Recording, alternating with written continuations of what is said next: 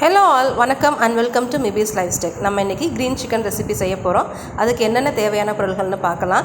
Green chicken recipe செய்கிறதுக்கு ஒரு கட்டு புதினா, ஒரு கட்டு கொத்தமல்லி, அதுக்கப்புறமா ஒரு 10லேருந்து 15 க்ரீன் சில்லிஸ். இப்போ ஒரு மசாலா அரைக்கணும். அதுக்கு நம்ம ஒரு வானல் வச்சுக்கலாம். அதில் வானலில் ஒரு 4-5 துண்டு பட்டை, ஒரு 4 கிராம்பு, ஒரு ஏலக்காய், சோம்பு கொஞ்சம், மிளகு கொஞ்சம், அதுக்கப்புறமா சீரகம், இதெல்லாம் சேர்த்து நல்லா வறுத்துடலாம்.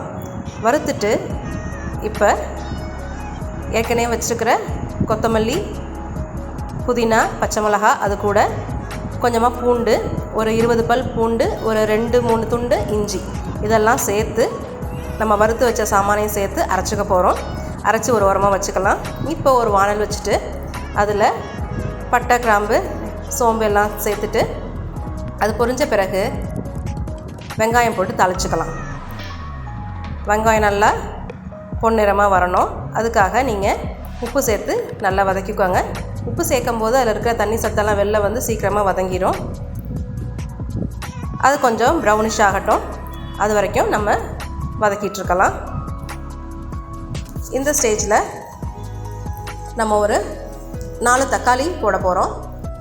4 தக்காளியை நல்லா ஸ்லைஸ் பண்ணி போட்டுக்கோங்க. ஸோ தக்காளியும் நல்லா வதங்கணும்.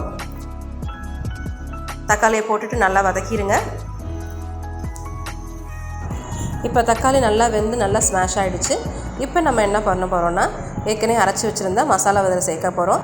அதாவது கொத்தமல்லி, புதினா, பச்சை மிளகா, இஞ்சி, பூண்டு, அதுக்கப்புறமா மிளகு, சோம்பு, சீரகம், இதெல்லாம் சேர்த்து நம்ம அரைச்சோம் இல்லையா, அந்த விழுதை இதில் சேர்த்துக்க போகிறோம். இப்போ சேர்த்துட்டு நல்லா வதக்கிக்கோங்க. ஏன்னா பச்சை வடை போகிற வரைக்கும் நல்லா வதக்கிக்கலாம். அதுக்கப்புறமா கொஞ்சமாக மஞ்சத்தூள், அப்புறம் 3 டீஸ்பூன் போல் தனியாத்தூள் மட்டும் சேர்த்தா போதும். மிளகாத்தூள்லாம் எதுவும் சேர்த்துறாதீங்க. ஏற்கனவே மிளகா எல்லாமே இதில் சேர்த்து நம்ம அரைச்சிருக்கிறனால மிளகாத்தூள் தனியாக தேவைப்படாது. இது மட்டும் போதும். இது நல்லா வதக்கிக்கோங்க. இது கொஞ்சம் நல்லா வதங்கின பிறகு இப்போ நம்ம சிக்கன் பீசஸை ஆட் பண்ணிடலாம். நான் இன்றைக்கி சிக்கன் வந்து ஒரு 1 கிலோ போல் எடுத்துருக்கிறேன். இந்த 1 கிலோ சிக்கனுக்கு நாம் எடுத்துருக்கிற பச்சை மிளகா, மிளகு காரமே போதுமானது. அதனால் எக்ஸ்ட்ராவாக வேறு எந்த காரமும் இதில் சேர்க்க தேவையில்லை. இப்போ சிக்கன் பீசஸை நல்லா போட்டு வதக்க ஆரம்பிச்சிடலாம். சிக்கன் நல்லா வேகிறதுக்கு அது கூட கொஞ்சம் தண்ணி ஆட் பண்ணிவிட்டு நல்லா மூடி போட்டு வேக விட்டுருங்க. அப்பப்போ ஒரு 10 நிமிஷம் கழித்து திறந்து நல்லா கிளறி கொடுத்துட்டே இருங்க. இப்போ கிளறும்போது அந்த மசாலாலாம் அந்த சிக்கனுக்குள்ளே நல்லா சேர்ந்து நல்லா வெந்து வந்திருக்கும். ஆஃப்டர் 20 மினிட்ஸ் நம்ம சிக்கன் வெந்திருக்கா என்னென்னு பார்க்கலாம். இப்போ சிக்கன் நல்லா வெந்திருக்கு.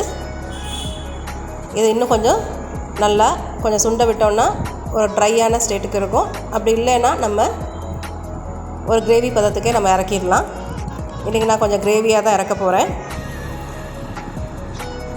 இப்போ ஆல்மோஸ்ட் நம்ம க்ரீன் சிக்கன் ரெசிபி ரெடி ஆகிடுச்சு. க்ரீன் சிக்கன் ரெசிபி இப்போ டேஸ்ட் பண்ண தயாராக இருக்குது. எல்லோரும் இதை செஞ்சு பாருங்கள். வீடியோ பிடிச்சிருந்துச்சுன்னா லைக் பண்ணுங்கள், ஷேர் பண்ணுங்கள், கமெண்ட் பண்ணுங்கள், சப்ஸ்கிரைப் பண்ண மறந்துடாதீங்க. தேங்க்யூ ஃபார் வாட்சிங்.